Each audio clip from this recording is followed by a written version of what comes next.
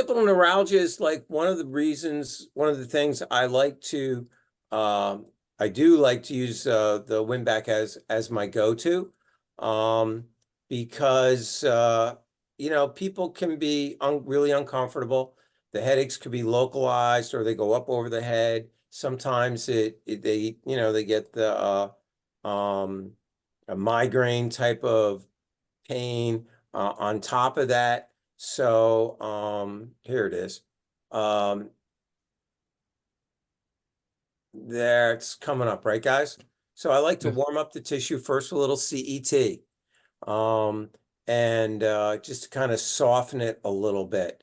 And if I really know there's an occipital neuralgia and that atlas and the occiput C2 are locked up, I can really get up underneath there to just kind of get those tissues to soften up because, I'm a chiropractic doctor. We're going to cause some movement.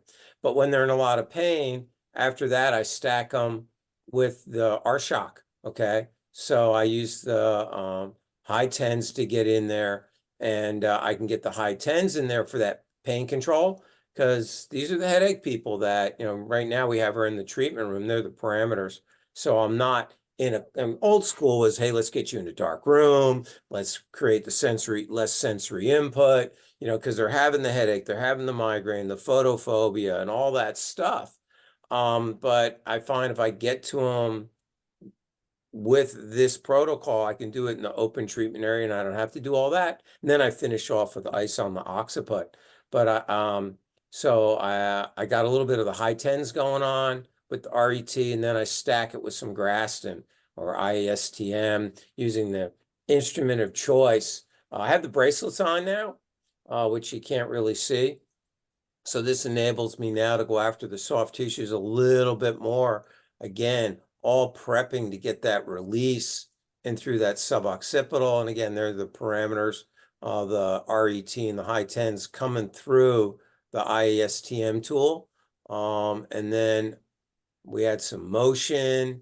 And then as that progresses, we can start to get into like some mulligan mobs, some snags, variation of that. So I'm just getting out with her. We knew it was that Atlas was where it was locked up. So I just want to get in there and create some motion. And then with still rotation was a problem. So now I'm doing the mobs with it coming through my fingers.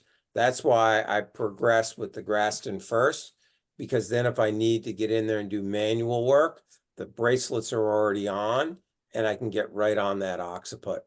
So now we're doing all sorts of mobilizations, and I got to be super careful with my other hand because it'll go through the left hand, even though I only had a bracelet on the one side. And again, she's still feeling a little right rotational stiffness. And then we're going to do a little bit more work, and I can come around and do whatever I need to.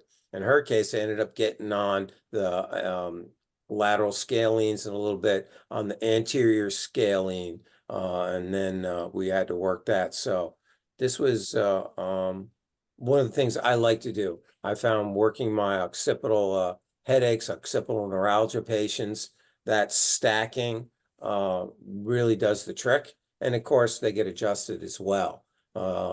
Sometimes I'll have the bracelets on, sometimes it won't, but I'll do the soft tissue first and then find out whatever residual joint dysfunction there is, and then we'll adjust them from there.